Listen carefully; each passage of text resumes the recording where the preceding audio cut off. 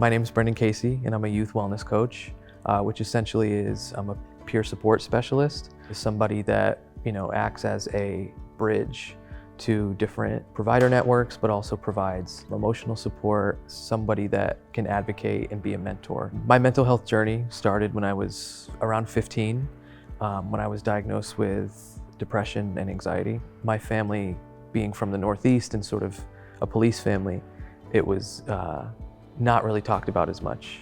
And mental health wasn't at the forefront of our well-being, but I didn't have the literacy, the knowledge of how to navigate it. Mental health is our emotional, psychological, and social well-being, and it also can tie into our physical health and how that manifests, all those things. When I think of mental health literacy, I think of being aware of different resources that are out there, self-care to make sure that we are mentally well, and then also just being able to recognize signs and symptoms of when things aren't going well. The way that I'll explain that mental health is health to somebody is when they're not well physically, they go to the doctor.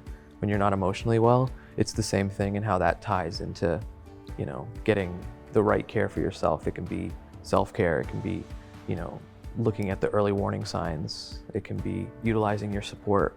All these things sort of lead to your overall mental health, which then affects your actual overall health too, and they're one and the same, but we tend to separate them. When it comes to addressing stigma and just noticing stigma, it takes a lot of deconstructing of what we know and believe about mental health. For me personally and for my family, it was something that we just don't talk about.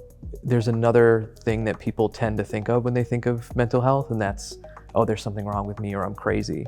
When in reality, there's nothing wrong with you. We all have something that we could benefit from when it comes to being aware of our mental health. The most important thing for young people to understand about mental health is that they're not going through something alone. And I think that's why I love what I do. And the way that I'm able to utilize my lived experience is to say that, I might not have the ability to relate exactly to what you've gone through, but I sympathize, I empathize, and I don't judge you for it. It's not something that I've ever taken for granted, and I've seen it in other people and how they can really reciprocate that. It's almost like mutual respect. As long as we have that, we're good. We can move from it and build on it.